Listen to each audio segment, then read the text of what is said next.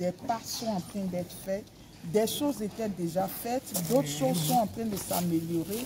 Mais comme dit le pape, le processus synodal devrait aboutir à une conversion synodale. Et nous pensons qu'avec la grâce de Dieu, nous nous inscrivons dans cette dynamique.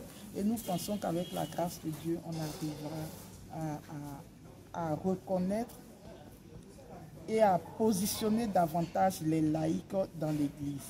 Alors, vu votre expérience dans cette équipe de contact, qu'est-ce que vous aurez à dire à tous les fidèles par moment qui se sont sentis lésés dans la gouvernance au niveau de la gestion des paroisses avec les prêtres? Ce que je peux dire, alors, je me suis toujours senti à cheval entre le clergé et les laïcs.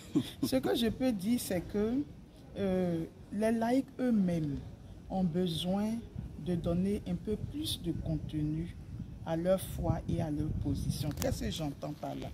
Vous avez en face de vous des gens qui ont fait des études. Vous avez en face de vous des gens qui ont fait la théologie, etc. Vous voulez travailler dans l'Église. Alors, vous y venez à deux niveaux. Soit pour apporter quelque chose sur le plan théologique, soit en venant avec vos compétences, parce que l'Église en a besoin. L'Église a besoin de nos compétences professionnelles. Donc, on y vient soit par l'une ou l'autre des portes. Le problème en venant, c'est que les laïcs eux-mêmes aient une consistance au niveau spirituel et intellectuel. On ne peut pas débarquer dans l'Église et venir faire ce qu'on veut.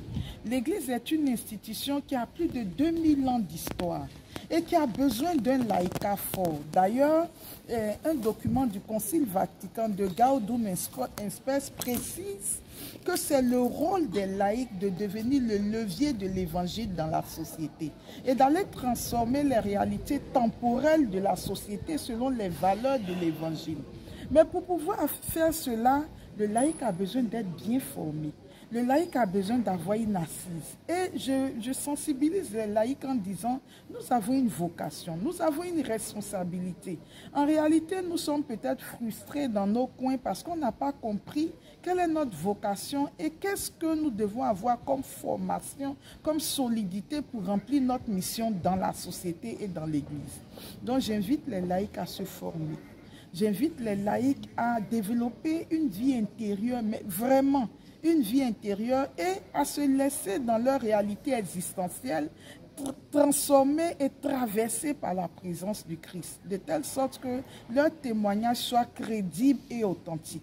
À partir de cet instant, quand vous êtes dans l'Église, que vous parlez, on peut croire à ce que vous dites, on peut vous responsabiliser parce qu'on trouve que vous êtes suffisamment formé ou en tout cas vous avez un bon niveau de connaissance pour pouvoir pour pouvoir participer au niveau de la gouvernance aux choses de l'Église.